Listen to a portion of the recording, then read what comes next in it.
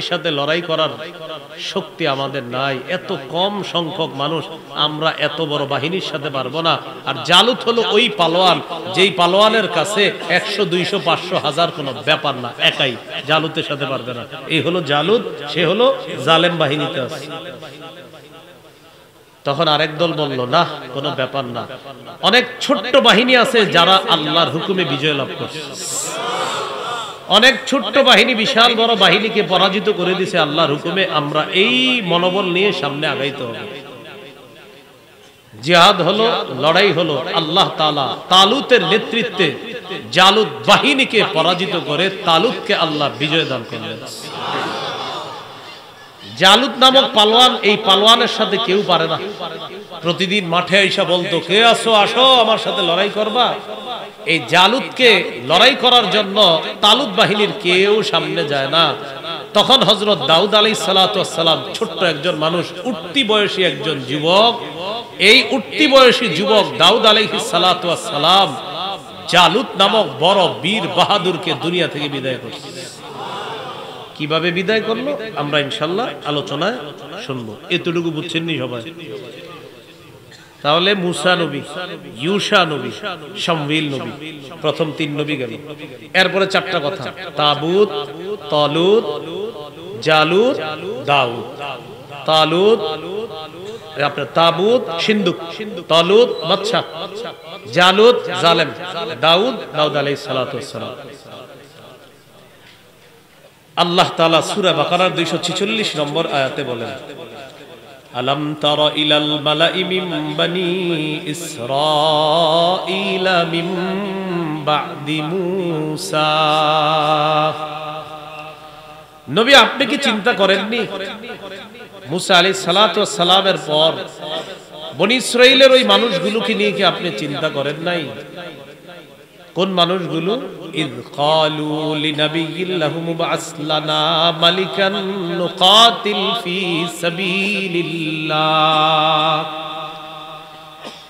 যারা তাদের নবী শামউইল আলাইহিস সালাতু ওয়াস সালামকে বললেন, ও শামউইল। শামউইল নবী হইছে কিভাবে? তাহলে আবার বলে ফেলি, মুসা নবী ইন্তেকাল করলেন, ইউশাকে আল্লাহ নবুয়ত দান করলেন, তিনি জিহাদ করে ফিলিস্তিন উদ্ধার করলেন, ফিলিস্তিনের বিভিন্ন এলাকার দায়িত্ব দিলেন বিচারকদেরকে। ওই যুগকে বিচারকদের যুগ বলা হয়। ইউশা নবী বিদায় নিলেন, বিচারকদের এই শাসন ব্যবস্থা অন্যান্য মানুষ মেনে নিতে পারল না।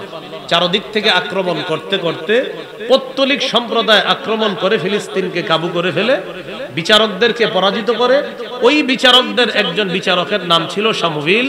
এই শামউইলকেও আল্লাহ নবুয়ত দান করেছেন। এই নবীর কথা এখানে বলা হচ্ছে।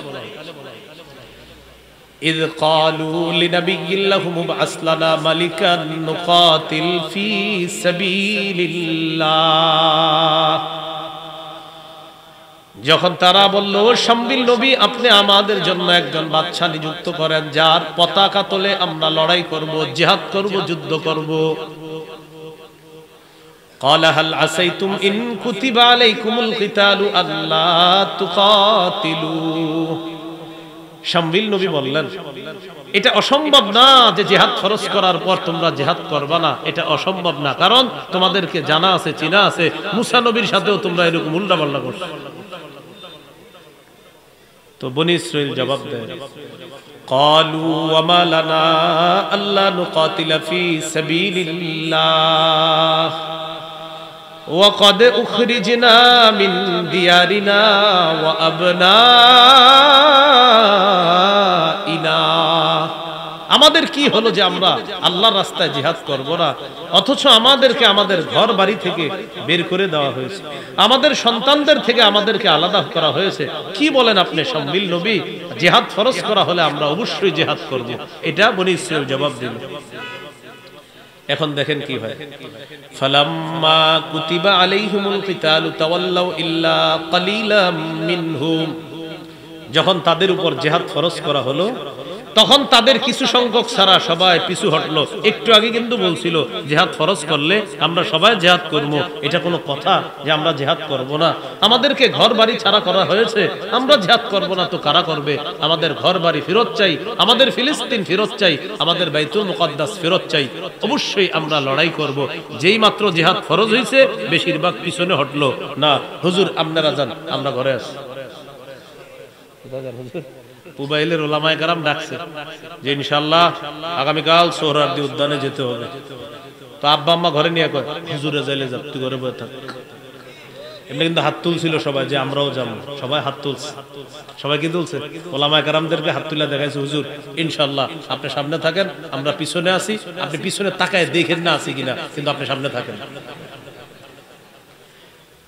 বনি ইসরাইল বলল শামবিল নবীকে জিহাদ ফরজ করলে আমরা সবাই থাকবো। যেই মাত্র ফরজ করছে আমগো একটু ওজোর আছে, সমস্যা আছে, বেশিরভাগ কিছু হটলো, সামান্য কিছু মানুষ টিকলো। মনে রাখবেন ওই সামান্য মানুষগুলাই জান্নাতি হয়।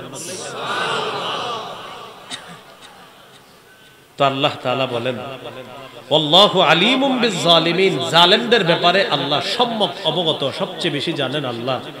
জিহাদ ফরজ হওয়ার আগে যারা বলছে জিহাদ ফরজ হইলে আমরা জিহাদ করব, যেই মাত্র ফরজ হলো যারা ভেগে গেল আল্লাহর ভাষায় তারা জালেম। তারা কি? এখন এখানে কথা হলো আপনাদের জিহাদের নিয়ত আসেনি সবার? জিহাদের নিয়ত না থেকে যদি কেউ মারা যান মুনাফিকি মৃত্যু হবে। রাসূলুল্লাহ সাল্লাল্লাহু আলাইহি সাল্লাম বলেন মান মাতা ওয়া লাম ইউজাহিদ ফি সাবিলিল্লাহ আও লাম ইউহাদ্দিস ফি নাফসিহি মাতা আলা শু'বাতিন মিনান নিফাক।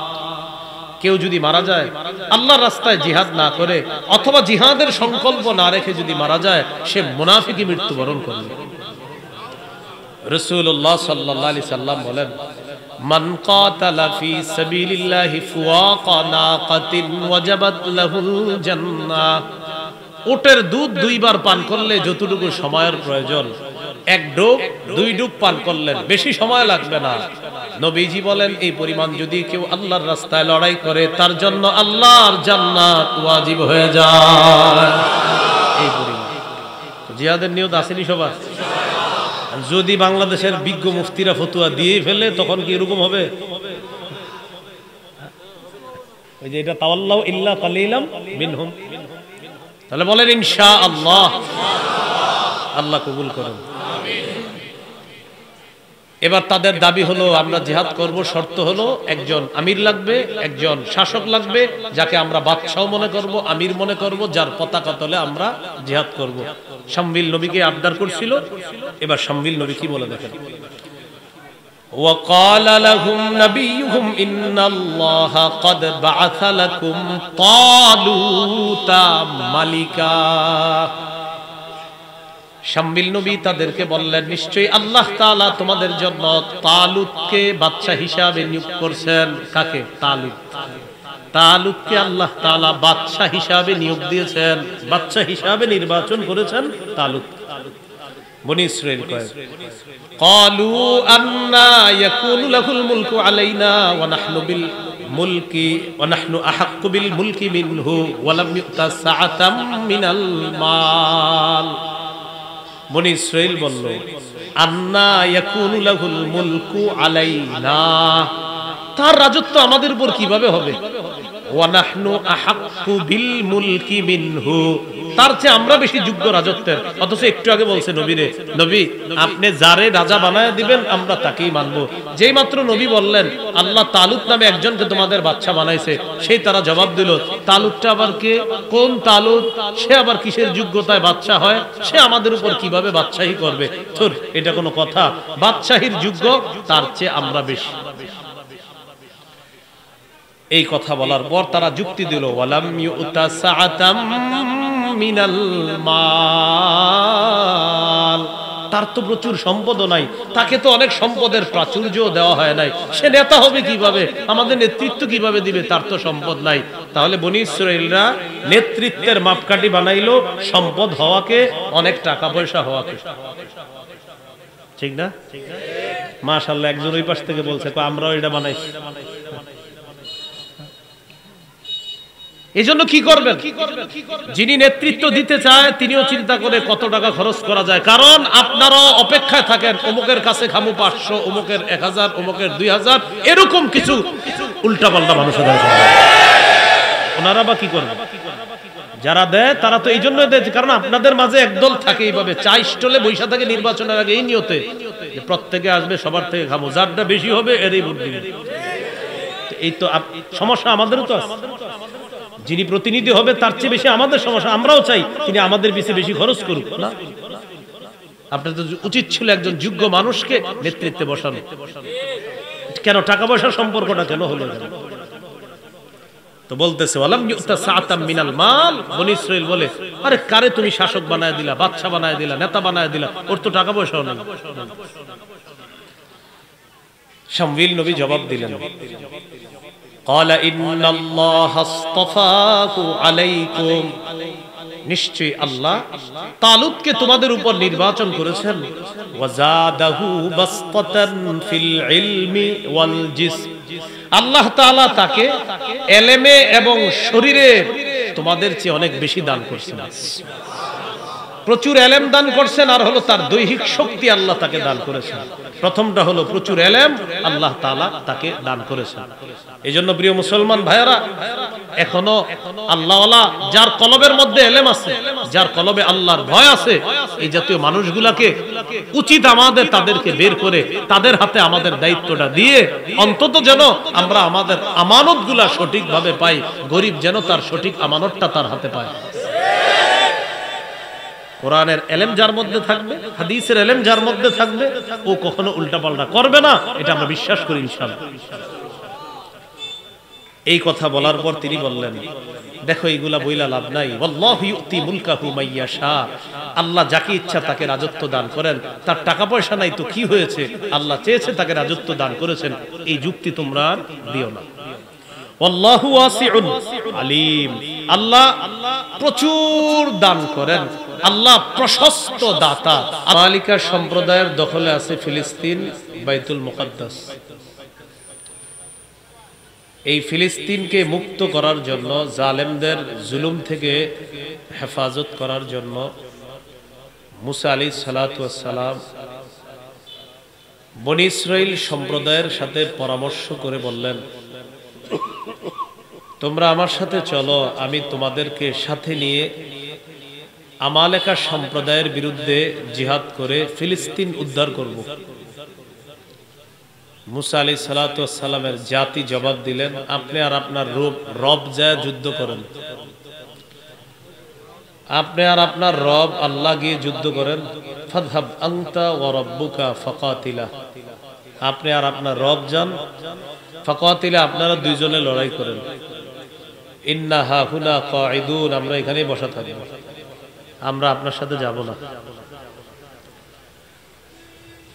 মুসা আলাইহিস সালাতু ওয়াস সালামের জাতিকে আল্লাহ তাআলা আটকায়া দিলেন সিনাই নামক এলাকা। কি এলাকা? কেউ আরো অন্যান্য নাম লেখছে এলাকার, তিহ লেখছে কেউ। সিনাই এলাকায় তাদেরকে এমন ভাবে আটকিয়ে দিলেন, তারা সেখান থেকে আর যেতে পারছে না। মুসা আলাইহিস সালামের ইন্তেকাল সেখানেই হয়েছে, ওই সিনাই এলাকায়। ইন্তেকাল হওয়ার পর মুসা আলাইহিস সালাতু ওয়াস সালামের খাদেম যিনি ছিলেন ইউশা, আল্লাহ তাআলা মুসা নবীর খাদেমকে নবী বানায়া দিলেন। ইউশা আলাইহিস সালাতু ওয়াস সালাম নবী হওয়ার পর তিনি একদল মুজাহিদকে বুঝিয়ে শুনিয়ে তাদেরকে নিয়ে আমালেকা সম্প্রদায় যারা ফিলিস্তিন দখল করে আছে তাদের বিরুদ্ধে লড়াই করলেন, জিহাদ করলেন। আল্লাহ তাআলা জিহাদে ইউশা নবীকে বিজয় দান করলেন। ফিলিস্তিন দখল করলেন ইউশা আলাইহিস সালাতু ওয়াস সালাম। ফিলিস্তিন দখল করার পর ইউশা নবীর তত্ত্বাবধানে মানুষগুলা চলে। ইউশা আলাইহিস সালাতু ওয়াস সালাম মানুষকে দিক নির্দেশনা প্রদান করেন। বিভিন্ন এলাকার দায়িত্বশীল যারা বিভিন্ন এলাকায় কাজ করবে, যেমন আপনাদের এখানে লেখা আছে অনেকে কমিশনার বা সামনে পদপ্রার্থী, এরকম কিন্তু এক এক এলাকার দায়িত্বশীল থাকে। ঈসা আলাইহিস সালাতু ওয়াস সালাম কি করলেন? এই জাতীয় আলাদা কোনো কমিশনার, চেয়ারম্যান বা মেম্বার বা এরকম কিছু না বানায় উনি কি করলেন? উনি বিচারক নিয়োগ করলেন। কি নিয়োগ করলেন? বিচারক। মানে গাজীপুরের একজন বিচারক, এই এলাকার একজন বিচারক, এরকম যেই যেই এলাকায় যত সমস্যার সমাধান করবে বিচারক, ব্যাস উনি এরকম অসংখ্য অগণিত বিচারক উনি নিয়োগ দিলেন। ওই যুগকে বলা হয় বিচারকদের যুগ। কি বলা হয়? হ্যাঁ, বিচারকদের যুগ, মানে বিচারক যারা, তারাই দেশ চালাইত। ঈসা আলাইহিস সালাতু ওয়াস সালাম ইন্তেকাল করলেন, পৃথিবী থেকে তিনি বিদায় নিলেন। বিচারকরাই দেশ পরিচালনা করতেছে। ফিলিস্তিনের আশেপাশে যারা আছে তারা বিষয়টা মেনে নিতে পারছে না। তাদের বক্তব্য হলো এইভাবে দেশ চলতে পারে না। তারা হঠাৎ হঠাৎ ফিলিস্তিনের উপর অতর্কিত হামলা চালায়। হামলা চালাইতে চালাইতে ফিলিস্তিনের আশেপাশে একটা এলাকার কিছু লোক, তাদেরকে পৌত্তলিক সম্প্রদায় বলা হয়, এই পৌত্তলিক সম্প্রদায়ের মানুষগুলা ফিলিস্তিনের উপর হামলা চালিয়ে ফিলিস্তিনকে কাবু করে নিল, বিচারকদেরকেও কাবু করে নিল। শুধু তাই নয়, ওই যে তাবুতের কথা বলছি, একটা সিন্দুক, এই সিন্দুকটাও তারা লুট করে নিল। এই সিন্দুকের মধ্যে কি ছিল? মুসা আলাইহিস সালাতু ওয়াস সালামের স্মৃতি ছিল, হারুন আলাইহিস সালামের স্মৃতি ছিল, আল্লাহ প্রদত্ত কিছু নেয়ামত ছিল এই সিন্দুকের মধ্যে। তাওরাত কিতাবের একটা কপি ছিল এই সিন্দুকের মধ্যে। জিহাদের ময়দানে এই সিন্দুকটা সামনে রাইখা জিহাদ করলে আল্লাহ তাআলা ওটার কারণে তাদেরকে প্রচুর বরকত দান করতেন। এই সিন্দুক লুট করে নিয়ে গেল পৌত্তলিক সম্প্রদায়। তাহলে এখানে বুঝার আছে, পৌত্তলিকরা হামলা চালাইলো, ফিলিস্তিনকে কাবু করলো, বিচারকদেরকে কাবু করলো। বনী ইসরাইলের বরকতি সিন্দুক, সেই সিন্দুককে তারা লুট করে নিয়ে গেল। বিচারকদের মধ্যে একজন বিচারকের নাম হলো শামউইল। কি নাম? আল্লাহ তাআলা এই শামউইল যে তাকে নবুয়ত দান করলেন, এই হলো শামউইল আলাইহিস সালাতু ওয়াস সালাম। শামউইল আলাইহিস সালাতু ওয়াস সালাম নবী হওয়ার পরেও তার যুগেও প্রচুর অত্যাচার, জুলুম, নির্যাতন চলতো আশেপাশে। দেশ ততটা যে সুন্দর চলতো বিষয়টা এমন না। তার যুগেও তিনি যথেষ্ট চেষ্টা করতেন কিভাবে সামাল দেওয়া যায়, জালেমদের হাত থেকে কিভাবে দেশ রক্ষা করা যায়, যথেষ্ট ফিকির করতেন। বনী ইসরাইল সম্প্রদায় শামউইল নবীর কাছে একটা আবদার জানাইলেন, আপনি এক কাজ করেন, আমাদের জন্য একজন বাদশা নিয়োগ করেন, একজন শাসক নিয়োগ করেন, একজন আমির নিয়োগ করেন, যার পতাকা তলে আমরা জিহাদ করব, যুদ্ধ করব, লড়াই করব, এমন একজন শাসক আপনি নিয়োগ করেন। এই কথা বলার পর শামউইল আলাইহিস সালাতু ওয়াস সালাম বললেন, তোমাদের জন্য শাসক নিয়োগ করার পর তোমরা কি জিহাদ করবা? কয় হ্যাঁ, আমরা জিহাদ করব। শামউইল নবী বললেন, আমার তো আশঙ্কা হয় তোমাদের উপর জিহাদ যদি ফরজ করা হয় তখন তোমরা অনেকেই বলবা আমরা জিহাদ করব না, এটা আমার আশঙ্কা হচ্ছে। বাস্তবিক অর্থেই যখন জিহাদ ফরজ করা হলো তখন তাদের বেশিরভাগই কেটে বলল ধুর, আমরা জিহাদ করব না। স্বল্প সংখ্যক লোক জিহাদে যাওয়ার জন্য রাজি হলো। রয়ে গেল জিহাদের আমিরত্ব কে করবে, আমির হবে কে, নেতৃত্ব দিবে কে? শামউইল নবীকে বললেন, একজন আমির নিযুক্ত করে দেন আপনি। শামউইল নবী আল্লাহর কাছে দোয়া করলেন, আল্লাহ একজন বাদশা নিয়োগ করে দেন। আল্লাহ তাআলা তার দোয়া কবুল করে তালুত নামে একজন বাদশা আল্লাহ তাআলা নিয়োগ করলেন। কি নাম? তালুত। এই হলো তালুত। তালুতকে নিয়োগ করার পর বনী ইসরাইল সম্প্রদায় তালুতকে বাদশা হিসাবে মেনে নিতে চায় না, তার রাজত্ব মেনে নিতে চায় না। যুক্তি বলো, তালুতকে কোন বুঝে আপনি বাদশা বানাইলেন? তার কি যোগ্যতা আছে? আমরা থাকতে ওরে আপনি কোত্থেকে পাইলেন? এরকম তালুত নামে একজনকে আপনি বাদশা বানায় দিলেন। বাদশাহীর যোগ্যতা আমাদের বেশি। এটা কে বলল? বনী ইসরাইল। সাথে সাথে তারা যুক্তি দিল তালুতের তো তেমন টাকা পয়সা নাই, টাকা পয়সা ছাড়া সে আবার বাদশা হয় কিভাবে? তার মানে তাদের যুক্তি টাকা পয়সা হলে নেতৃত্বে আসা যায়, ক্ষমতায় আসা যায়, যেটা আমাদের বর্তমান সমাজেরও একটা যুক্তি।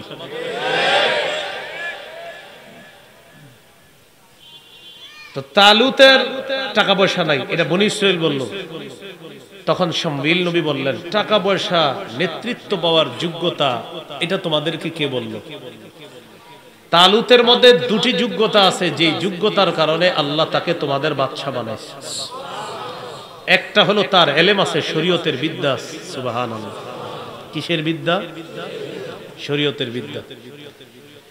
এই জন্য বিভিন্ন সেক্টরে, দেশের বিভিন্ন সেক্টরে যদি শরীয়তের বিদ্যা সম্পন্ন মানুষকে দায়িত্বে বসানো যায়, অন্তত এতটুকু বলা যাবে যে মানুষ তার সঠিক অধিকারটা এটা সঠিকভাবে সে পাবে, তার যে ন্যায্য অধিকার এটা সে সঠিকভাবে পাবে। যার মধ্যে এলেম আছে, তার মধ্যে তাকওয়া আছে, তার মধ্যে আল্লাহর ভয় আছে, তিনি অন্তত রডের বদলে বাঁশ দিবে না, এটা নিশ্চিত। এই হলো এক নম্বর যোগ্যতা, তার এলেম আছে। দুই নম্বর যোগ্যতা, জিহাদের ময়দানে শক্তির দরকার, তার শক্তিও আছে। এই দুই যোগ্যতার কারণে আল্লাহ তাকে বাদশা বানাইছে। যদিও আপনারা এখানে ঠিক ঠিক বলছেন, কিন্তু জায়গা মতো আপনারা ভালো মানুষকে বসান না, এটা আপনাদের একটা ব্যর্থতা আছে। বলছিলাম দুই যোগ্যতার কারণে আল্লাহ তালুতকে বাদশা বানাইছে, একটা হলো এলেম, আরেকটা হলো জিহাদের ময়দানে তার শক্তি দরকার, তার দৈহিক শক্তি আছে। মাশাআল্লাহ। বনী ইসরাইল মানতে চায় না, না আন্দাজি একজনে বানাই দিলে হবে, আমরা মানি না। তখন শামবিল নবী বললেন, তালুত যে বাদশা, এটার একটা আলামত আছে। কয় কি আলামত? তোমাদের হারিয়ে যাওয়া সিন্দুকটা কি আবার ফিরে পেতে চাও? বনী ইসরাইল কা, হ্যাঁ ওটাই তো আমাদের বেশি দরকার, এটা বরকতি সিন্দুক, ওই যে যেটাকে কোরআনে তাবুত বলছে আল্লাহ, এটা দরকার। শামবিল নবী বললেন, তালুত যে বাদশা, এটার প্রমাণ হলো ফেরেশতারা ওই সিন্দুকটা লুট হয়ে যাওয়ার পর যেখানে নিয়ে আসদুদি সম্প্রদায় বা পৌত্তলিক সম্প্রদায় লুকিয়ে রাখছে, সেখান থেকে ফেরেশতাদের মাধ্যমে আল্লাহ আবার তোমাদের বরকতি বাক্স তোমাদেরকে ফিরিয়ে দিবে। এটা হলো তালুত যে বাদশা হবে, এটার আলামত। বনী ইসরাইল তখন মেনে নিছে, কাহা তাইলে ঠিক আছে, মেনে নিলাম। বাদশাহ তালুতের নেতৃত্বে এবার তারা জিহাদে যাবে। জিহাদে যাওয়ার সময় তালুত তাদেরকে বললেন, তোমাদেরকে আল্লাহ তাআলা একটা পরীক্ষা করবে নদী দিয়ে, এই নদী পার হব আমরা, পার হওয়ার সময় তোমরা কেউ পানি পান করবা না, যারা পানি পান করবা সে আমার দলভুক্ত হবা না। হ্যাঁ, তবে যদি হাতের মধ্যে এক আজলা পরিমাণ পানি এসে যায় এটা ভিন্ন কথা, কিন্তু ডক ডক করে পানি পান করবা, পিপাসা নিবারণ যে করবা সে আমার দলভুক্ত হবা না, সে জিহাদি বাহিনীতে শামিল হবা না। এটা আল্লাহ তাআলা পরীক্ষা করবে তোমাদের। এই পরীক্ষা আল্লাহ কেন করবে? মুফাসসিরিনে কেরাম লিখেছেন, এখানে আল্লাহ পরীক্ষা করবে সেনাবাহিনী সেনাপতিকে কতটুকু মান্য করে, এটা পরীক্ষা করার জন্য আল্লাহ পরীক্ষা করবে। সেনাবাহিনীকে যারা থাকবে তারা সেনাপতিকে মানার জন্য কি কি যোগ্যতা দরকার আছে এই ব্যাপারও আমি বলবো, যেটার আরবি হলো ইতাআত বা আনুগত্য করা, যে ইতাআত শব্দ নিয়ে পুরা দেশ উত্তাল। আচ্ছা, তো আল্লাহ তাআলা পরীক্ষা করবে। খুব মন দিয়ে শুনলেন, এই নিয়তে এখন থেকে উঠে যান না যে মনে হয় আমার বিরুদ্ধে বলবে, এরকম কোন নিয়ত টিয়ত রাখেন না, না ওরকম কিচ্ছু হবে না। ঠিক কোরআনে আল্লাহ যা বলবে সেটাই বলবে।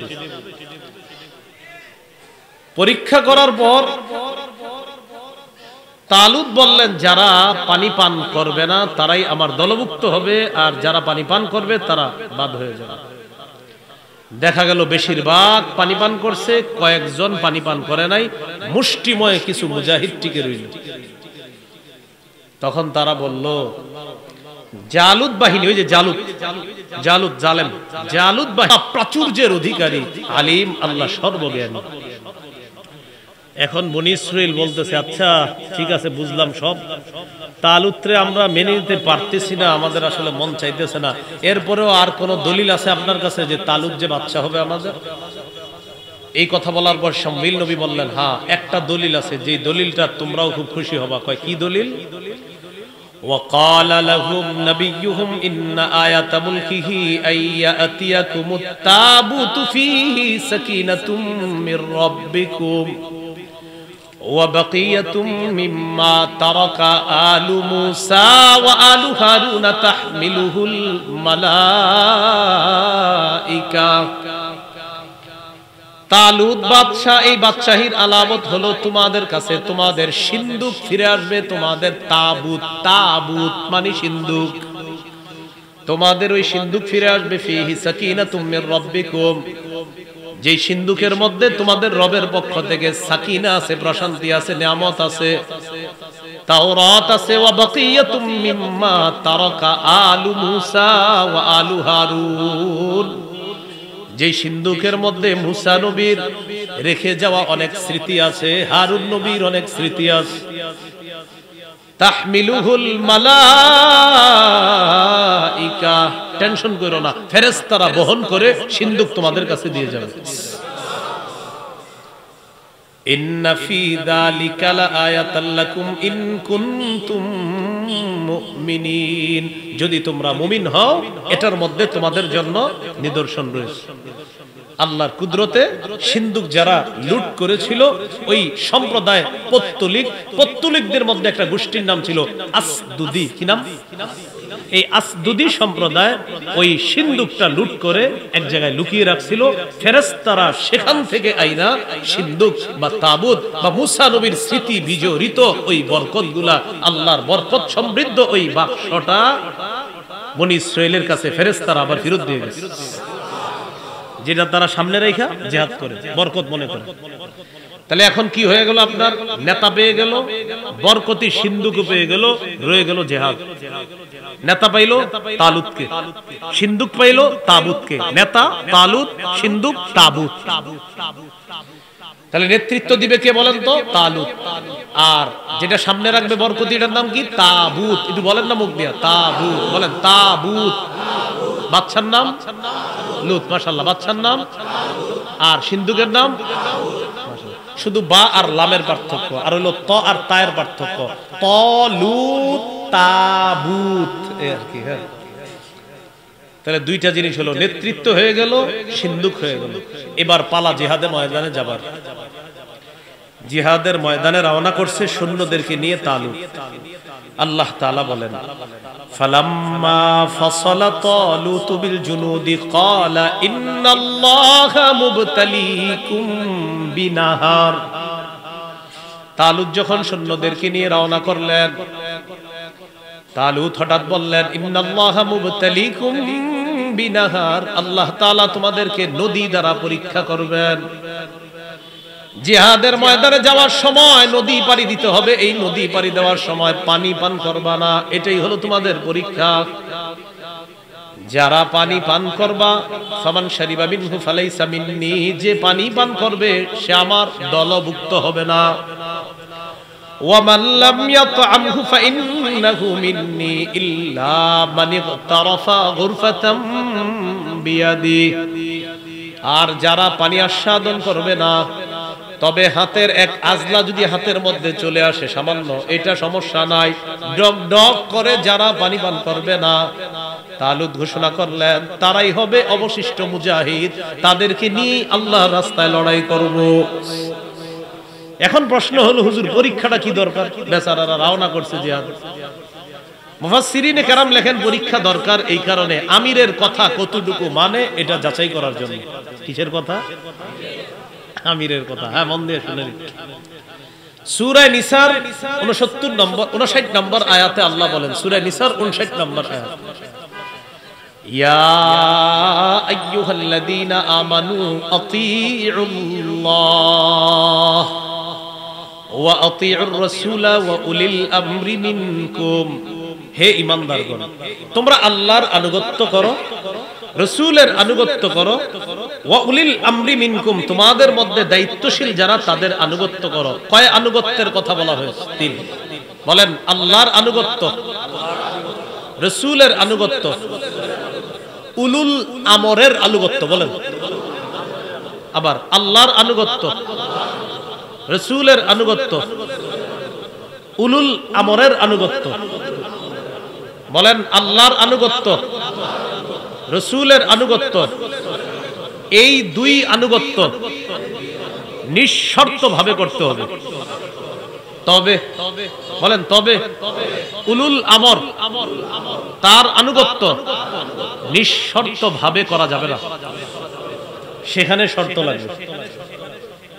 বুঝে থাকলে বলেন তো কয়জনের আনুগত্যে কোনো শর্ত লাগবে না? কার কার? আল্লাহ। এবার ইতাআত বলেন, বলেন আল্লাহর ইতাআতে দায়িত্বশীল ব্যক্তি যতক্ষণ নাফরমানির হুকুম না দিবে ততক্ষণ তার আনুগত্য করা যাবে। কোন নাফরমানির কথা না বললে তার আনুগত্য করা যাবে, এটা প্রথম নীতিমালা। নীতিমালা নাম্বার 2, তাহলে 1 নাম্বার নীতিমালা হলো আল্লাহ আল্লাহ রাসূল ছাড়া যার আনুগত্য করব আমরা, এই আনুগত্য যার করব সে কোন নাফরমানির হুকুম যতক্ষণ না দিবে তার ইতাআত করব, তার আনুগত্য করব, প্রথম নীতিমালা। দ্বিতীয় নীতিমালা হলো যিনি আমাদের দায়িত্বশীল হবেন তার যোগ্যতা হবে দিনদারিতা, আমানতদারিতা, আল্লাহ ভীরুতা, বংশীয় কোনো যোগ্যতা হবে না। হইলে ভালো, বংশীয় যোগ্যতা হইলে ভালো, কিন্তু বংশীয় যোগ্যতা শর্ত না। শর্ত হলো আল্লাহ ভীরুতা, দিনদারিতা, আমানতদারিতা, এটা দ্বিতীয় নীতিমালা। তিনি দেখতে যদি কালো হয়, তিনি যদি গোলামও হয়, তাহলেও তার আনুগত্য করতে হবে, কারণ তিনি আল্লাহকে ভয় করে, তিনি দিনদার। এটা দ্বিতীয় নীতিমালা। নীতিমালা নাম্বার 3, বলেন কারো অন্ধ অনুকরণ করা যাবে না। এই 3 নীতিমালা মুখস্থ রাখতে হবে। আল্লাহ আল্লাহর নবী ছাড়া আমরা যার আনুগত্য করব, নাম্বার 1 গুনাহের হুকুম না দিলে তার আনুগত্য করব। 2 নাম্বার যার আনুগত্য করব তার মাঝে দিনদারিতা থাকতে হবে 100-এ 100। তার বংশীয় পরিচয় ভালো হলে ভালো, আলহামদুলিল্লাহ, সমস্যা নাই, কিন্তু দিনদারিতা তার থাকতেই হবে। 3 নাম্বার অন্ধ অনুকরণ কারোই করা যাবে না, একমাত্র নিঃশর্ত অনুকরণ করা যায় আল্লাহ আর তার রাসূল। কয়টা নীতিমালা? খুব মন দিয়ে শুনবেন। প্রথম নীতিমালা, কিসের হুকুম না দেওয়া পর্যন্ত আমরা আনুগত্য করব? গুনাহের। এই ব্যাপারে 2টা দৃষ্টান্ত নেন। দৃষ্টান্ত নাম্বার 1, সহিহ বুখারীর বর্ণনা 7144 নম্বর হাদিস। এই হাদিসের বর্ণনাকারী আব্দুল্লাহ ইবনে মাসউদ রাদিয়াল্লাহু তাআলা আনহু, তিনি বলেন عن عبد الله بن مسعود رضي الله تعالى عنه عن النبي صلى الله عليه وسلم قال السمع والطاعة على المرء المسلم فيما أحب وكره ما لم يؤمر بمعصية। নবীজি বলেন মুসলমানের উপর আবশ্যক হলো আমিরের আনুগত্য করা, আমির যা বলবে তা মেনে নেওয়া, চাই আমার পছন্দ হোক অথবা না হোক, আমিরের কথা মান্য করা এটা আমার উপর ওয়াজিব। নবীজি বলছেন, নবী বলেন কতক্ষণ মালাম ইউমার বিমাসিয়া, যতক্ষণ আমির গুনাহের নির্দেশ না দিবে, নাফরমানির হুকুম না করবে। নবীজি বলেন আমির যতক্ষণ নাফরমানির হুকুম না করবে, নাফরমানির আদেশ না করবে, ততক্ষণ আমিরের হুকুম মান্য করবা, চাই তোমার পছন্দ হোক অথবা না হোক, আমিরের হুকুম তোমার মানতে হবে যতক্ষণ নাফরমানির হুকুম না করবে। ফাইদা উমিরা বিমাসিয়া, যদি নাফরমানির হুকুম করা হয়, ফালা সামআ ওয়ালা তাআতা, বলেন যদি নাফরমানির হুকুম করা হয় তাহলে আমিরের কথা শোনা যাবে না, আমিরকে মানা যাবে না। তাহলে নাফরমানির কথা বললে লা সামআ, তার কথা শোনা যাবে না, ওয়ালা তাআতা, তার আনুগত্য করা যাবে না। দৃষ্টান্ত নাম্বার 2, সহিহ বুখারীর বর্ণনা 4343 নম্বর হাদিস। এই হাদিসটি বলার পর আপনারা গল্পের মতো মুখস্থ রাইখা আরো 10 জনকে বুঝাইবেন আমার বয়ানের পরে। এই হাদিসটা আগে শোনেন, এটা দিয়ে আরো 10 জনকে বুঝাইতে হবে আপনাদের। আলী রাদিয়াল্লাহু তাআলা আনহুর বর্ণনা, খুব মন দিয়ে শুনেন। বাআসান নবী সাল্লাল্লাহু আলাইহি ওয়াসাল্লাম সারিয়া, আল্লাহ নবী একটা সেনাবাহিনী প্রেরণ করলেন। ওয়াস্তা'মালা আলাইহিম রাজুলাম মিনাল আনসার, সেনাবাহিনীর সেনাপতি নিযুক্ত করলেন একজন আনসারী সাহাবীকে। সেনাবাহিনী পাঠাইলেন, সেনাবাহিনীর সেনা প্রধান বানাইলেন একজন আনসারী সাহাবী। তো বানানোর পর নবীজি পাঠিয়ে দিলেন সেনাবাহিনী। ওয়া আমারহুম আইয়ুতিউ, নবী আদেশ করলেন তোমাদের সেনাবাহিনীর প্রধান যিনি আছেন সেনাপতি, তিনি যা বলবে তা তোমরা মানবা। আমি আবার বলছি, নবী একটা সেনাবাহিনী পাঠাইলেন, একজনকে সেনাপতি বানাইলেন, সেনাবাহিনীর যার সদস্য যারা আছে তাদেরকে বললেন শোনো আমি নবী বলে দিলাম, সেনাপতি তোমাদেরকে যা বলবে তোমরা তাই শুনবে। এতটুকু বুঝে আসছেনি সবার? আচ্ছা, সেনাবাহিনী গেছে, সেনাপতির অধীনে যুদ্ধ করবে। এটা কোনো বানানো গল্প নয়, সহিহ বুখারীর 4343 নম্বর হাদিস। তো এই হাদিসের মধ্যে আসছে সেনাবাহিনী গেছে, জানানোর পর সেনাপতি কি করলো, কোনো কারণে রাগ করছে সেনাবাহিনীর উপর। সেনাপতি রাগ করছে, গদিবা রাগ করছে, এমন রাগ করছে, রাগ করার এক পর্যায়ে সেনাবাহিনীর প্রধান যিনি সেনাপতি আনসারী সাহাবী, তিনি বললেন আচ্ছা তোমাদের কি মনে আছে নবীজি বলছে আমার আনুগত্য করতে? হ্যাঁ মনে আছে। আলাইসা কদ আমারাকুম রাসূলুল্লাহ সাল্লাল্লাহু আলাইহি সাল্লাম আন তুতিউনি, নবী কি বলে নাই আমার আনুগত্য করার জন্য? সবাই বললেন হ্যাঁ নবী তো বলছে আমরা যেন আপনার আনুগত্য করি, তাহলে আমি যা বলবো তা শুনবা তো? তো বলতেছে হ্যাঁ শুনবো, কারণ আপনি আমির, শুনতে হবে। তখন তিনি বললেন এই যে মাউলি হাতাবা, কিছু কাঠ সংগ্রহ করে নিয়ে আস। কি? লাকড়ি, বলেন লাকড়ি। তো সেনাবাহিনী তারা লাকড়ি সংগ্রহ করে আনছে, আনার পর বলতেছে আউকিদুহা নারা, এই লাকড়িগুলোর মধ্যে আগুন লাগায় দাও। আগুন লাগায় দিছে, ফাওকাদুহা, আগুন লাগিয়ে দিছে। আগুন লাগানোর পর আমির সাহেব সেনাবাহিনীদেরকে বলতেছে উদখুলুহা, তোমরা আগুনে ঝাঁপ দাও। ভাই আপনারা বুঝতেছেন? এটা গল্পের মতো মুখস্থ রাখবেন, বলছি আমি সত্যি আপনার জীবনে চলার জন্য মাইল ফলক একটা হাদিস, যে আপনি আসলে কি করবেন এই সময়, আলেমদের কথা কি মানবেন না মানবেন না, এটার জন্য আপনার জন্য শ্রেষ্ঠ একটা শিক্ষা এটা। নবী বলছেন আমির যা বলবে তা শুনবা। আমির সাহেব গেছেন, যাওয়ার পর কোনো কারণে রাগ করছে, রাগ করার পর নবীর সাহাবীদেরকে সেনাবাহিনীদেরকে বলতেছে নবী কি বলে নাই আমার কথা শোনার জন্য? বলতেছে হ্যাঁ, যাও লাকড়ি নিয়ে আসো। আনছে, আনার পর কয় আগুন জ্বালাও, জ্বালিয়েছে, জ্বালার পর বলতেছে উদখুলুহা, আমি হুকুম করলাম সবাই আগুনে ঝাঁপ দাও। তাহলে আমিরের হুকুম কোথায় ঝাঁপ দেওয়া? আগুনে। এই কথা বলার পর ফাহাম্মু, সাহাবায়ে কেরাম রেডি হয়ে গেছে, সেনাবাহিনীর সবাই রেডি হয়েছে ঝাঁপ দিবে আগুনে। হাম্মু, সবার পুরা মানসিক প্রস্তুতি যে আমরা মানতে হবে তার কথা। যখন ঝাঁপ দিবে, ঝাঁপ দেওয়ার সময় দেখেন আমার দিকে, ফাজাআলা ইউমসিকু বাদুহুম বাদ, একজন আরেকজন এভাবে ধরে আর বলে ঘটনা কি, আসলেই ঝাঁপ দিব? একজন আরেকজনে বলে আসলে কি আগুনে ঝাঁপ দিব আমরা? একজন আরেকজনকে বলতেছে ফারারনা মিনান নারি ইলা রাসূলিল্লাহ, আরে জাহান্নামের আগুন থেকে বাঁচার জন্যই তো নবীর কাছে আসলাম, ইসলাম গ্রহণ করলাম। সেই নবীর কাছে আইসা নবী কি কখনো আমিরের হুকুম মানামানি আমগরে আগুনে ঝাঁপ দিতে বলবে? এটা তো আমার বিশ্বাস হচ্ছে না। একজন আরেকজনকে বলতেছে আগুন থেকে বাঁচার জন্য যেই নবীর কাছে আসলাম, সেই নবী আমিরের কথা মানতে গিয়ে আগুনে ঝাঁপ দেওয়ার পক্ষে থাকবে, এটা আমার মনে হচ্ছে না। একজন আরেকজনে বলতেছে না না, নবী মনে হয় আমিরের হুকুম মানামানি কি আগুনেও ঝাঁপ দিব, এটা মনে হয় নবী বলতে পারে না, কারণ আরে আমরা তো আগুন থেকে বাঁচার জন্য আসছি, এই আগুনে আবার কেন ঝাঁপ দিব?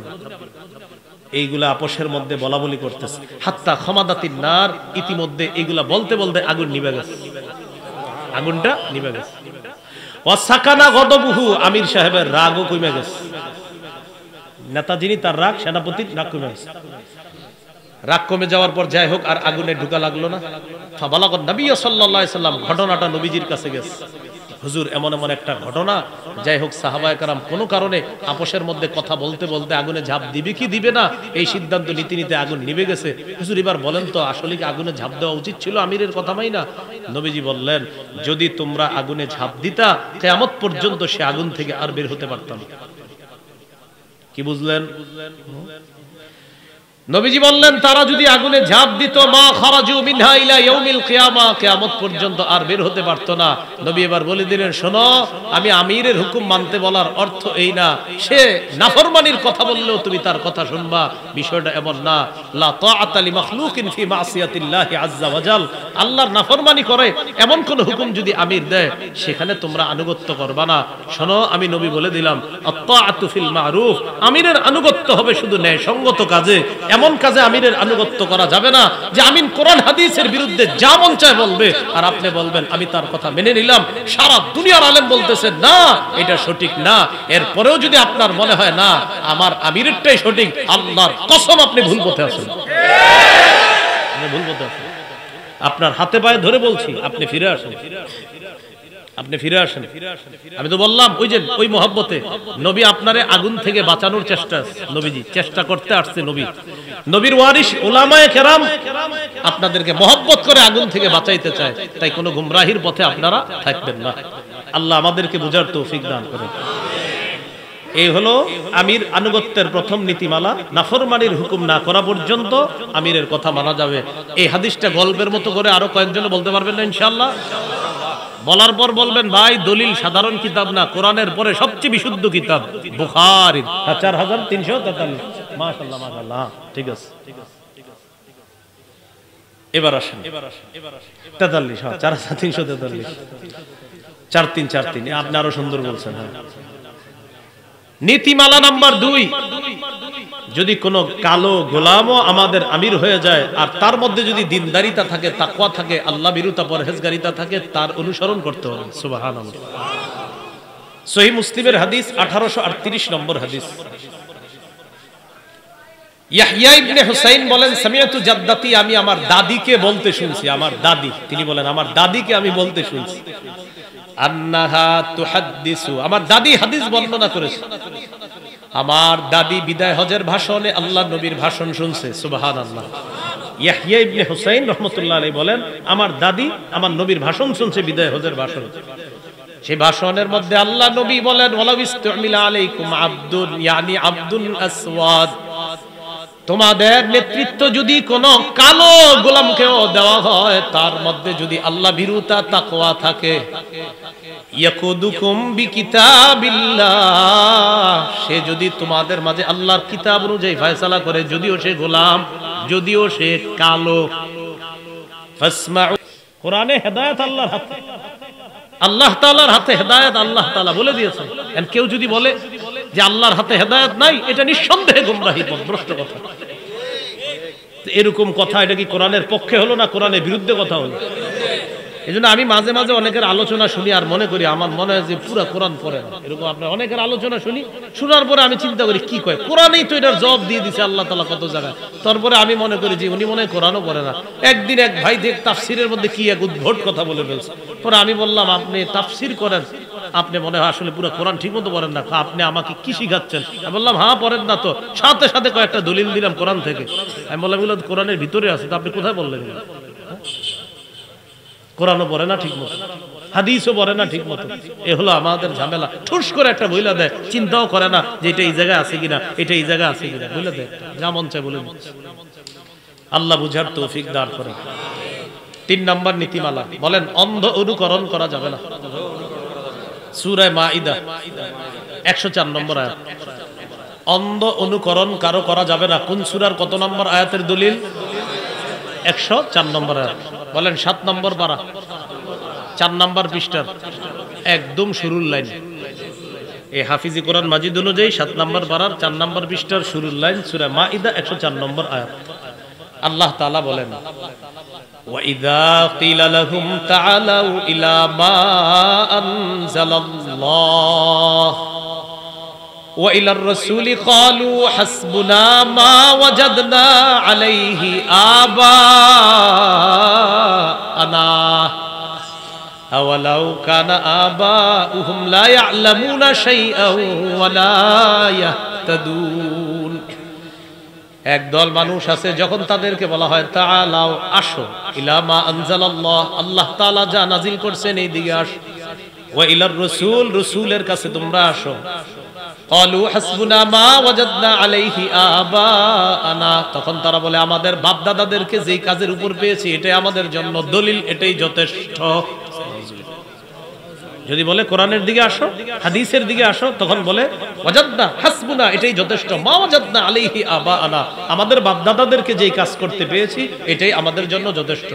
আল্লাহ তাআলা বলেন আওয়ালাউ কানা আবাউহুম লা ইয়ালামুনা শাইআন ওয়া লা ইয়াহতাদুন, তাদের বাপদাদারা যদি কোনো জ্ঞান না রাখে, তাদের বাপদাদারা যদি হেদায়েত না পেয়েও থাকে, তারপরেও কি তাদের অনুসরণ করবে? আল্লাহ প্রশ্ন রাখছে যে এটা কেমন কথা? তোমার বাপদাদার যদি এলেম না থাকে, তোমার বাপদাদার যদি হেদায়েত না থাকে, তাও তুমি তার অনুসরণ করবা? এখানে একটা কথা বুঝুন। আমরা এই ওয়াজ করলে আবার আমাদেরকে বলে আপনারা আকাবির মানেন কেন? আমাদের আকাবিরদের এলেম আছে তাই মানেন। আল্লাহ বলছে আওয়ালাউ কানা আবাউহুম লা ইয়ালামুনা, তাদের এলেম না থাকলেও মানবা? তো আমাদেরকে বলে আপনারা আকাবির মানেন কেন? আকাবির নিয়ে যদি কারো কোনো কথা থাকে আমার কাছে আইসেন, লম্বা আলোচনা করে দিব ইনশাআল্লাহ। আমাদের আকাবির কি এটা বলার জন্য আপনার মেধা মস্তিষ্ক এটা একটু ফ্রেশ করে আইসেন। তা আপনি আকাবিরের কথা কেন শোনেন? আমাদের আকাবির এক একটা হলো বিদ্যার সাগর সাগর, আমরা আকাবির মানি। আল্লাহ বলছে তো এক নাম্বার জ্ঞান না থাকলেও মানবা। তো আমাদেরকে কেউ যদি বলে ভাই আপনারা তো আকাবির মানেন, তো আমাদের জবাব ভাই আল্লাহ বলছে জ্ঞান না থাকলে আমাদের আকাবিরদের এক একজন সাগর, যদি বলেন আরেকজন সেটা মহাসাগর, যদি বলেন আরেকজন সেটা এর চেয়ে বড় সাগর। এ হলো আমাদের আকাবিরদের হালাত। যদি আপনি বলেন বুঝে আসে না, আইসেন বুঝাই দেব ইনশাআল্লাহ। আল্লাহ বুঝার তৌফিক দান করে। তো এইখানে উদ্দেশ্য হলো কি?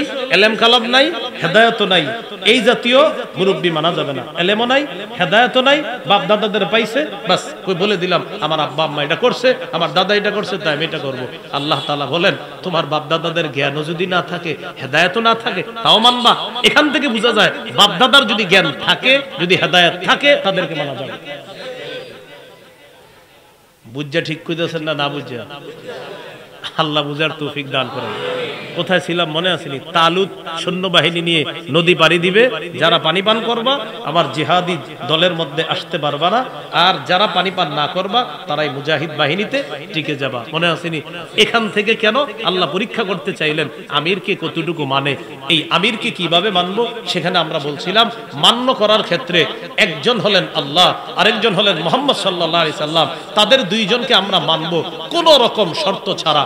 এছাড়া আর যত আমির হবে, এই হবে সেই হবে, শর্ত থাকতে হবে তাকে মানার জন্য।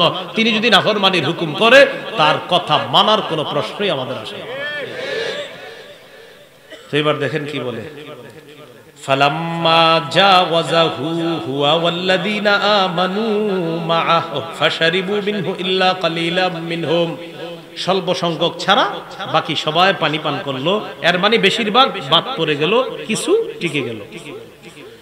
ফালাম্মা জাওয়াযাহু হুয়া ওয়াল্লাযীনা আমানু মাআহু ক্বালু লা তাকাতা লানাল ইয়াওমা বিজালুতা ওয়া জুনুদি, তালুত এবং তার সাথে ঈমানদাররা যখন নদী পাড়ি দিয়ে ওপারে চলে যায়, ঈমানদাররা বলতে লাগলো লা তাকাতা লানাল ইয়াওমা বিজালুতা ওয়া জুনুদি, জালুত এবং তার সৈন্যবাহিনীর সাথে পারার মতো শক্তি আজকে আমাদের নাই। বলতে লাগলো এইরকম মানুষ আমরা পারমু?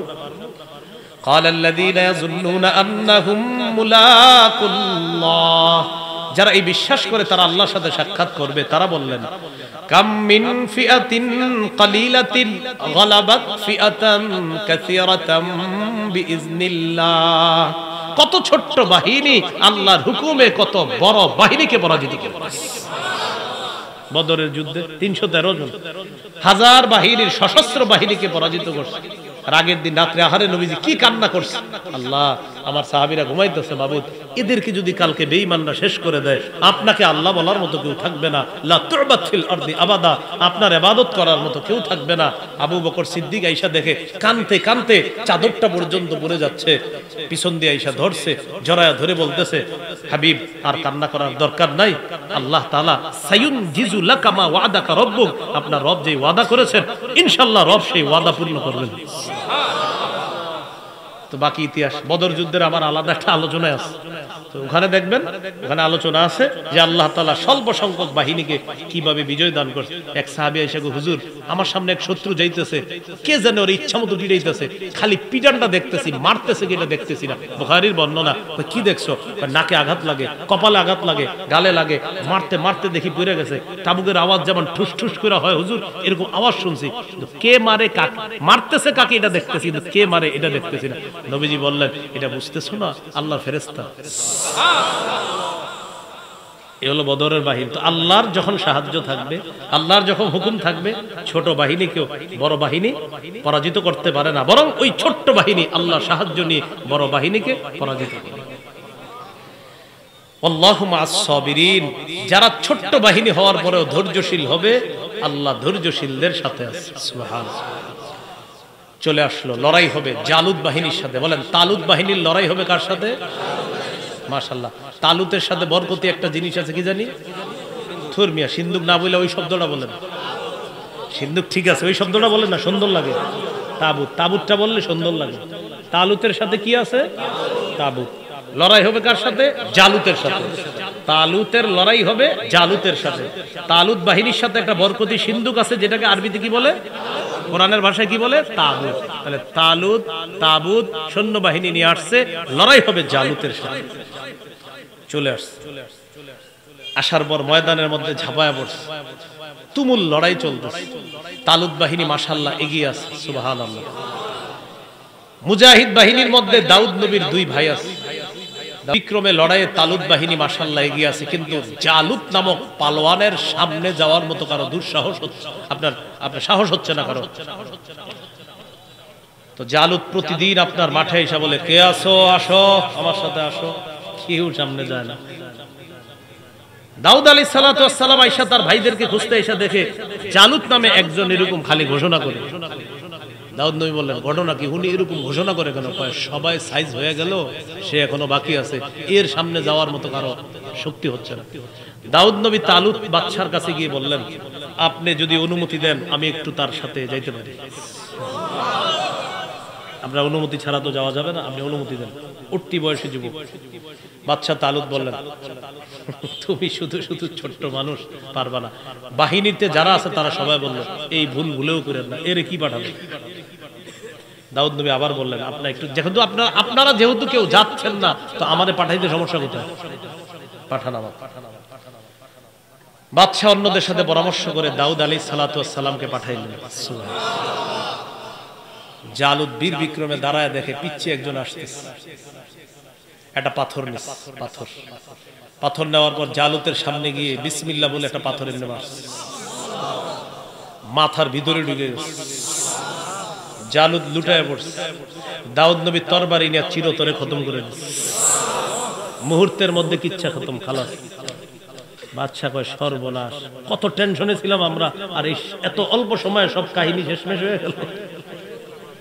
দাউদ আলাইহিস সালাতু ওয়াস সালামকে আল্লাহ তাআলা ওই তালুতের পরে রাজত্ব দান করলেন, জ্ঞান দান করলেন, নবুয়ত দান করলেন। পৃথিবীর সর্বপ্রথম যিনি নবীও হয়েছেন, বাদশাও হয়েছেন, তিনি হলেন দাউদ আলাইহিস সালাতু ওয়াস সালাম, যাকে একসাথে আল্লাহ রাজত্ব দিয়েছেন, নবুয়ত দান করেছেন। এটা আল্লাহ বলেন, وَلَمَّا بَرَزُوا لِجَالُوتَ وَجُنُودِهِ قَالُوا رَبَّنَا أَفْرِغْ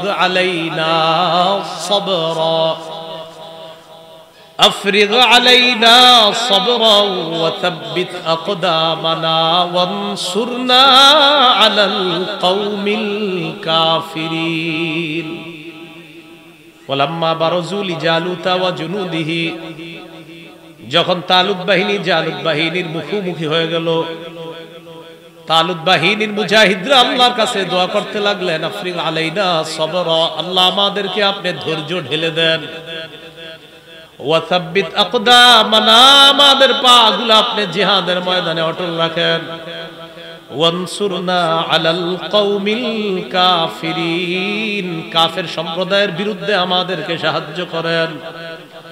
ফাহাজামুহুম বিইজনিল্লাহ, আল্লাহ তাআলা বলেন তালুত বাহিনী আল্লাহর হুকুমে জালুত বাহিনীকে পরাজিত করে দেয়। ওয়া কাতালা দাউদ জালুতা, দাউদ নবী জালুতকে হত্যা করছে। ওয়া কাতালা দাউদ, কাতালা হত্যা করেছে দাউদ জালুতা, জালুতকে কিভাবে? পাথর নিছে, বিসমিল্লাহ বলে মারছে, আল্লাহর হুকুমে মাথায় লাগছে, এরপরে তরবারি দিয়ে তাকে শেষ করে দিছে। আল্লাহ বলেন কাতালা দাউদ, উঠতি বয়সী যুবক দাউদ পালোয়ান জালুতকে হত্যা করেছে। এখান থেকে তোমাদের শিক্ষা, আমি আল্লাহ তাআলা কার মাধ্যমে কাকে শেষ করব, এটা তোমরা অনেক বড় একটা শিক্ষা আছে। ছোট কোনো বিষয়ে বড় কাউকে শেষ করে দিব, সামান্য এক কথায় 16 বছর খালাস। কথার কথা দাঁড়ান, এটা শুধু ঠিক না, তিরমিজির এক হাদিসে আছে এই কথা। কোথায়? 2616 কত? এই হাদিসের মধ্যে নবীজি লম্বা ওয়াজ করছে তার এক সাহাবীর, ওয়াজ করার পর সর্বশেষ বলে তোমারে তো আসল ওয়াজটাই করি নাই, মানে লম্বা ওয়াজ করে সর্বশেষ নবী বলে তোমারে আসল ওয়াজটাই করি নাই। সাহাবী বলে হুজুর এতক্ষণ আপনি কি করলেন এগুলো? জিহাদের কথা বললেন, নামাজের কথা বললেন, হজের কথা বললেন, রমজানের কথা বললেন, সর্বশেষ আপনি বললেন আসল ওয়াজ বাকি। হ্যাঁ আসল ওয়াজটা এখনো বাকি। কই কি? নবীজি জিহ্বা ধরে বললেন এটা এটা কুফা আলাইক, এটা নিয়ন্ত্রণ করো, উপরের সব ঠিক থাকবে। সাহাবী বললেন হুজুর এটা কি সমস্যা? নবীজি বললেন বেশিরভাগ জাহান্নামে যাবে শুধু জিহ্বার কারণে। আমার হাদিস আগে পড়ছি বুঝে আসছে, কিন্তু কিছুদিন আগে এটা আমার ভালো করে বুঝে আসছে, জিহ্বা যে মানুষকে জাহান্নামে নিতে পারবে এর প্রমাণ এক জিহ্বা 16 বছর খালাস।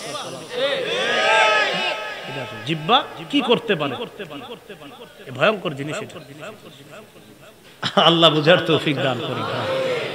2616 তিরমিজির। হ্যাঁ তো দাউদ জালুতকে হত্যা করলেন, ওয়া আতাহুল্লাহুল মুলকা ওয়াল হিকমাতা ওয়া আল্লামাহু মিম্মা ইয়াশা।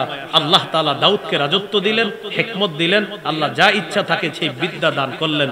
সর্বশেষ আল্লাহ তাআলা সুন্দর একটা কথা বলে, অনেকের মাথায় আসবে হুজুর একদল মানুষ আরেকদল মানুষকে হত্যা করে লাভটা হইল কি? মাথায় আসতে পারে।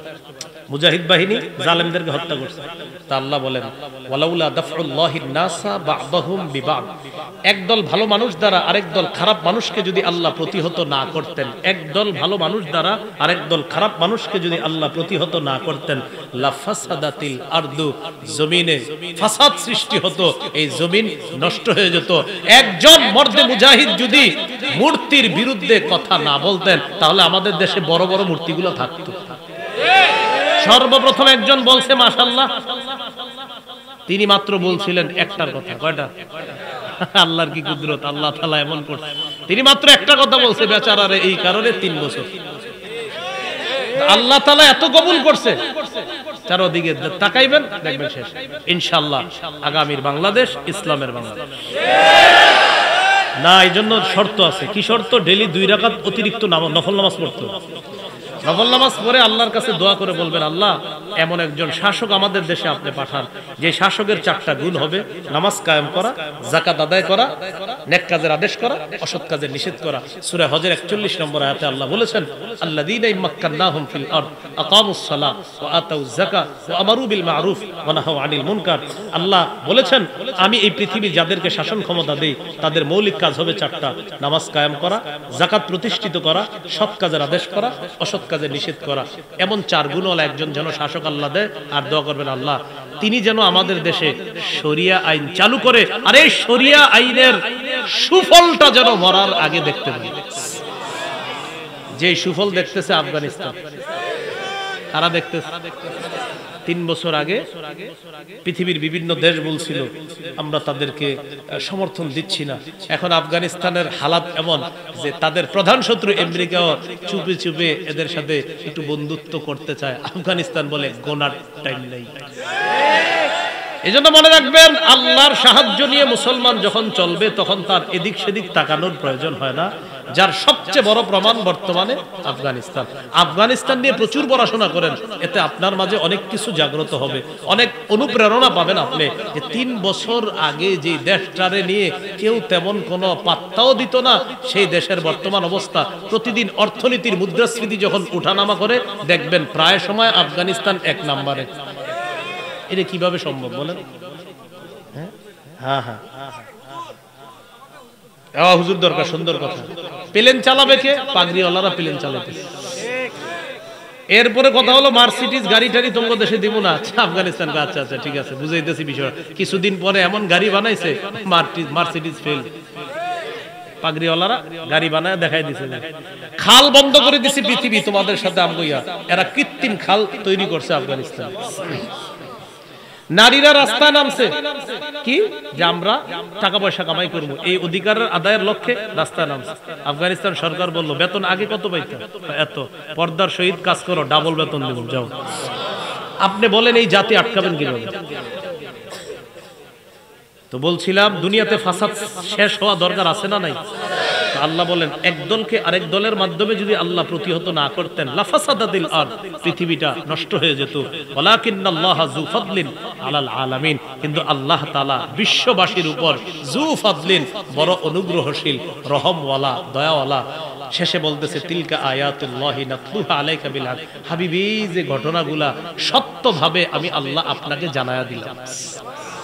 ওয়া ইন্নাকা লামিনাল মুরসালিন, আপনি রাসূলদের একজন। এর মানে কি বুঝাইছে হাবিব? ইহুদিরা এই ঘটনাগুলা কিছু বানায়া বানায়া বলে, এই যে ঘটনাগুলো আছে না কিছু কিছু বানায়া বলে, ভয়ঙ্কর ভাবে বানানো ইতিহাসটা আমার জানা আছে। এই তাবুত তালুত নিয়ে বানানো ইতিহাসগুলা এটা আমার পুরাটা মুখস্থ আছে, বানানোগুলো আর কি, যেটা ইহুদি খ্রিস্টানরা আপনার সাপ্লাই করে। আল্লাহ তাআলা বলেন হাবিব আপনার মাধ্যমে, কোরআনের মাধ্যমে আমি আল্লাহ তাআলা সঠিক ইতিহাসটা জাতিকে জানায়া দিলাম। আপনি হলেন রাসূলদের একজন। এবার মূল কথাটা শুনেন। এক নাম্বার, রাজত্বে পাওয়ার, ক্ষমতা পাওয়ার, এটার জন্য কোনো টাকা পয়সা থাকতে হবে এটা শর্ত না। তার বিদ্যা বুদ্ধি এবং তিনি রাষ্ট্র পরিচালনা করতে পারেন কিনা এটা দেখা, এটা গুরুত্বপূর্ণ একটা বিষয়। দ্বিতীয় বিষয়, আল্লাহ তাআলা কোনো বরকতি জিনিস, নিয়ামত যদি কাউকে দান করে এটা সংরক্ষণ করার চেষ্টা করা, যার প্রমাণ হলো তাবুত, এটা লুট হয়ে গিয়েছিল, এটা একটা বরকতি জিনিস ছিল। তিন নাম্বার বিষয়, আমিরের আনুগত্য করা, নিঃশর্ত আনুগত্য একমাত্র কার করব? রাসূলের। এরপরে সবার আনুগত্য করতে হবে, শর্ত লাগবে। মৌলিক কয়টা নীতিমালা? হ্যাঁ, তিনটা নীতিমালা। নাফরমানির কথা মানা যাবে? মানা যাবে না। এরপরে 4 নাম্বার যে বিষয়টা জানলাম, ছোট্ট মানুষও পালোয়ানকে শেষ করে দিতে পারে, বাকি সেখানে আল্লাহর সাহায্য লাগবে, আল্লাহর নুসরত লাগবে। আল্লাহ তাআলা আমাদের সকলকে আজকে যে কথাগুলো বললাম শুনলাম, সাইয়্যিদুল আম্বিয়া ওয়াল মুরসালিন ওয়া আলা আলিহি ওয়া আসহাবিহি আজমাইন। ربنا ظلمنا أنفسنا وإن لم تغفر لنا وترحمنا لنكونن من الخاسرين رب ارحمهما كما ربياني صغيرا رب ارحمهما كما ربياني صغيرا মাবুদ মেহেরবান মাওলা, আল্লাহ মেহেরবানি করে এই মাহফিলকে আপনি কবুল করেন। আল্লাহ সূরা বাকারার 246 থেকে 252 নম্বর আয়াত পর্যন্ত আল্লাহ আমরা কিছু আলোচনা শুনেছি। মুসা আলাইহিস সালাম, ইউসা আলাইহিস সালাম, শামবিল আলাইহিস সালাম, তাবুত, তালুত, জালুত, দাউদ আলাইহিস সালাম, তাদের ঘটনাগুলো জানলাম মাওলা। এর মধ্যে আমরা উল্লেখযোগ্য কিছু বিষয় জেনেছি মাওলা। নেতৃত্বের কিছু গুণাবলী আমরা জানলাম আল্লাহ। আমিরের আনুগত্যের কিছু শর্ত আমরা জানলাম। নিঃশর্ত আনুগত্য কার করতে হবে আর শর্তযুক্ত আনুগত্য কার হবে এই বিষয়ে জানলাম আল্লাহ। আমি তো মানুষ হিসাবে বোঝানোর চেষ্টা করছি, কিন্তু আমি জানি আমার বুঝানিতে অনেক কমতি আছে। আল্লাহ মেহেরবানি করে এই কথাগুলা সকলকে আপনি বুঝদান করেন। আল্লাহ আমাদের দোয়া আপনি কবুল করে নেন। আল্লাহ অনেক মাই মুসলমান, নিরীহ সহজ সরল মুসলমান, না বুঝে তারা অনেক ভুল পথে আছে মাওলা। সকলে যেন উলামায়ে কেরামের সাথে থেকে তাদের পরামর্শ মোতাবেক জীবনটা চালাতে পারে তৌফিক দান করেন। আল্লাহ সারা পৃথিবীর উলামায়ে কেরাম তারা বাতিল পথে চলতে পারে না, এই বিষয়টা আল্লাহ মানুষ কেন বুঝতেছে না? আল্লাহ মেহেরবানি করে এই সঠিক বিষয়টা সকলকে বুঝার তৌফিক দান করেন। আল্লাহ আমাদের দোয়া আপনি কবুল করেন। ঈমান ইসলামের উপর থাকার তৌফিক দান করেন। কুফর শিরিক থেকে আমাদেরকে হেফাজত করেন, বেদাত থেকে হেফাজত করেন।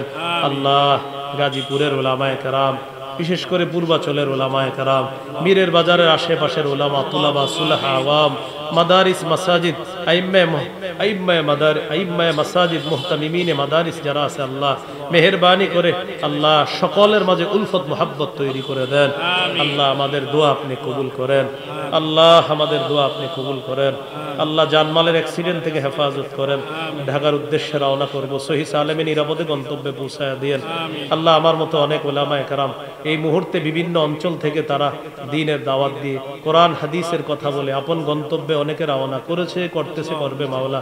সকলকে নিরাপদে নির্বিঘ্নে আপন গন্তব্যে পৌঁছায় দেন। আল্লাহ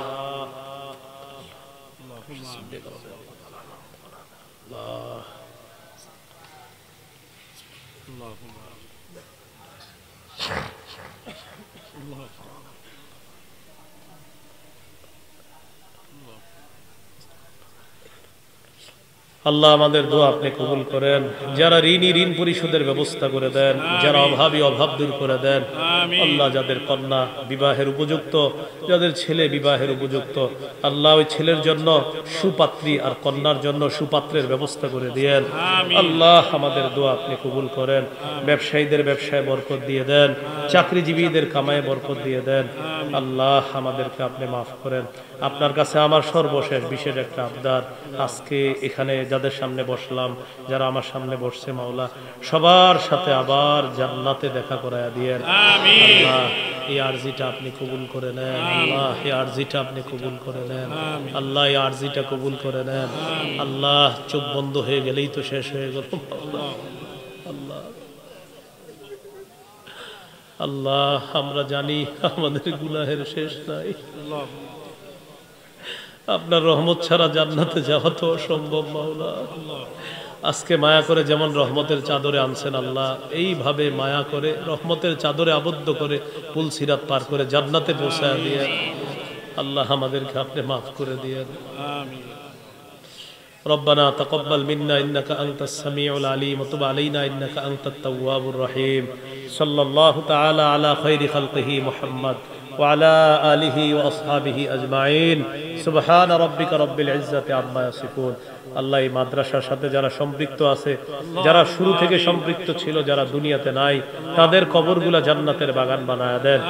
বিশেষ করে আমার আগে একজন আলোচনা করেছেন, যিনি ওই ভাই বলেছিলেন, যিনি প্রতিষ্ঠা করেছেন মাদ্রাসাটা, তিনি এবং তার বিবি দুজনেই কবর জগতে আছে। আল্লাহ মেহেরবানি করে তারা সহ এই এলাকার ছোট বড় নারী পুরুষ যারাই কবরে আছে, তাদের কবরগুলা জান্নাতের বাগান বানায়া দেন। রব্বানা তাকাব্বাল মিন্না ইন্নাকা আনতাস সামিউল আলিম ওয়া তুব আলাইনা ইন্নাকা আনতাত তাওয়াবুর রহিম। সাল্লাল্লাহু তাআলা আলা খাইরি খালকিহি সাইয়্যিদিনা মুহাম্মাদি ওয়া আলা আলিহি ওয়া আসহাবিহি আজমাইন। سبحان ربك رب العزة عما يصفون وسلام على المرسلين الحمد لله رب العالمين. السلام عليكم ورحمة الله.